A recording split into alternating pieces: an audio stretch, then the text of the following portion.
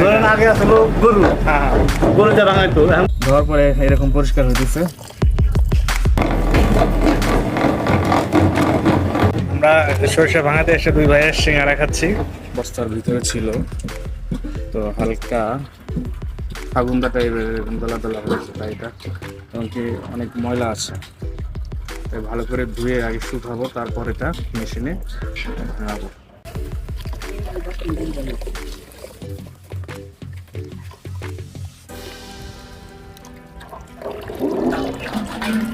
ধোয়ার পরে এরকম পরিষ্কার হইতেছে। এইভাবে ভালো করে ধোয়ার পর আমরা সরষেগুলো শুকাবো।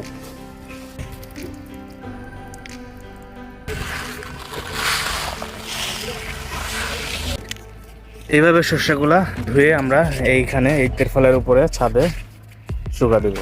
আজকে দ্বিতীয় দিন সরষে শুকানোর এই যে পরিস্থিতি, এই বৃষ্টি এই রোদ, এভাবেই সরষে শুকানো চলতেছে। কিছুটা শুকিয়ে গেছে প্রায়, আর একটু ভালো করে শুকাতে হবে, কারণ শুনেছি যে সরষে যত শুকানো হয় তত তেল বেশি পাওয়া যায়।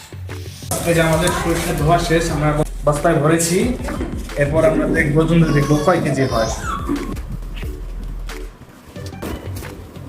এখন আবার 20 কেজি মেপে দেখলাম, এটা হয়তো ঠিক মতো বসে নাই, না বসার কারণে ওয়েটটা ঠিক মতো পরিমাপ হচ্ছে না, তবে আনুমানিক 20 কেজির একটা উপরে আছে। ফাইনালি মেলে নিয়ে আরেকবার মাপবো। ভিউয়ার্স, এটা হচ্ছে আনন্দর বাজার সবজি বাজার থেকে এই ভেতরের দিকে একটা টিনের ঘরে সুন্দর একটা সেটআপ।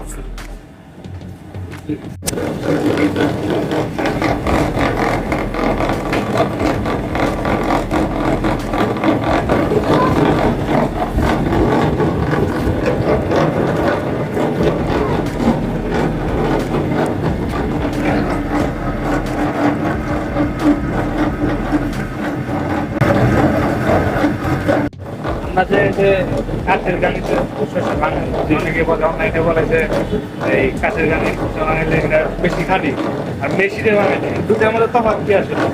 এটার মতো খাটি আর কোনো নাই, এটা একবার খাটি। অনেকে বলে যে মেশিনে বানাইলে নাকি গুণাগুণ নষ্ট হয়, এটা কি? না না না না, ধরেন আগে আসলো গরু, গরুটা ভাঙাইতো, এখন গরুর তলটা ধরেন এক জোড়া ভাঙাইতে 3 ঘন্টা সময় গেছে, সময় লাগে।